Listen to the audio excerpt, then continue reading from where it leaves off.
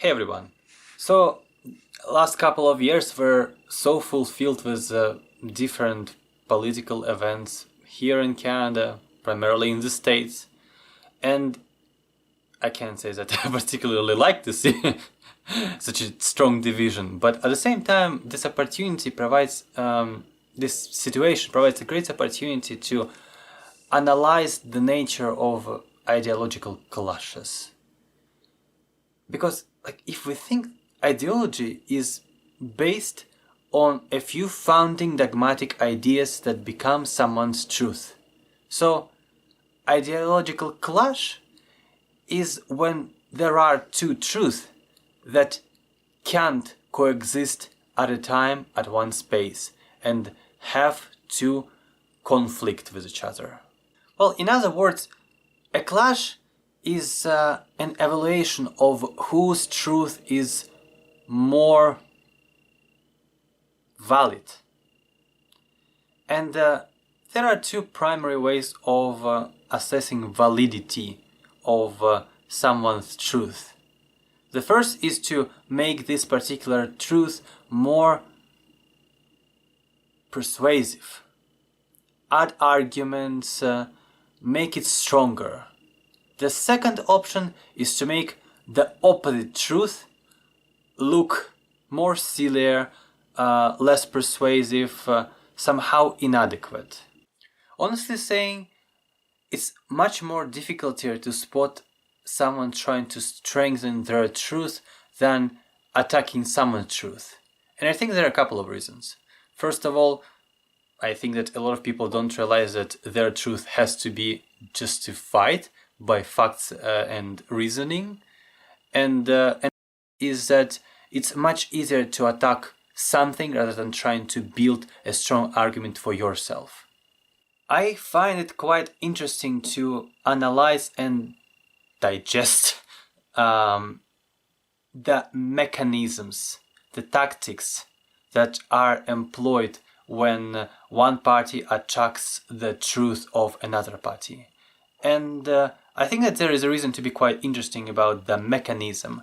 So let's analyze an example that I have here. I would say that this example is quite silly, but at the same time it still can be utilized. So let's assume it's someone's truth. Orange is a fruit that is the best dessert. Overall, we can assume that it is someone's truth. However, this truth is actually divided into two parts. The first part is a fact. Orange is a fruit. The second part of this truth is an opinion. That is the best dessert. In other words, within one truth, we have piece of objective truth and subjective truth. The easiest way to attack this truth would be to attack an opinion. For example, we can say that that's bullshit, because orange isn't the best dessert. Obviously, pudding is the best dessert. Or in more intelligent conversations, we can attack an opinion saying that this opinion lacks validity because there is no universally approved standard for what can be considered as the best type of a dessert. Now let's imagine that it was our truth that was attacked like this. It is needed to be stated that only a sufficient analysis desires to separate objective truth from subjective one. In most cases, the only thing that exists is just the truth. So, with no additional filters, let's see how it looks now. It is needed to be stated that only a sufficient analysis desires to separate objective truth from subjective one. In most cases, the only thing that exists is just the truth. So, with no additional filters, let's see how it looks now. Now let's imagine a reaction when you feel that your truth, whole truth, was attacked. Well, those people are definitely against my truth. And moreover, they don't believe that orange is a fruit. Are they idiots or what? Like, if they think that orange isn't a fruit, like, we're talking about basic facts that are here. Like, do I even need to speak to them? Do I need to even discuss? Well, obviously no, because they are idiots. Well, we can ask now a question: why would someone react like this when only a questionable part of the truth is attacked? And I think the answer is that there are some limitations in humans' mental capabilities of analyzing themselves when it's becoming extremely difficult to separate subjective truth from objective truth. And any attack will be perceived as an attack on the whole sacred truth itself. And it is, for most people, unpermittable.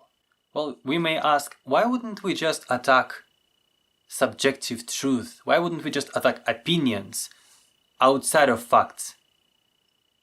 I mean, it does make sense. There are quite a lot of political, social opinions that you potentially don't like. Why wouldn't we just attack them solely? And unfortunately, it will not work. It will not work for a pretty simple reason. Because most of opinions are still backed up by objective truth or facts, even if those facts aren't visible. Well, for example, here are two polar statements that look like opinions with no subjective part. Preservation of traditions is the right way. Promotion of marginalized members of society is the right way. Both those statements look like subjective, attackable pieces of truth, but each of them is often backed up by a piece of objective truth. I feel very insecure about the speed of changes around me. Thus, I feel very insecure and pick up popularized, riskless beliefs that I use to demonstrate my moral superiority. Thus, fears and insecurities are not the only source of objective truth.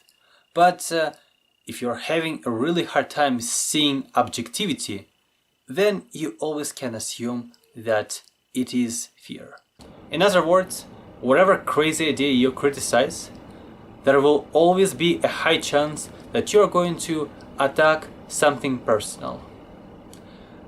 Then a realization of why there is so little adequacy in political clashes should establish itself.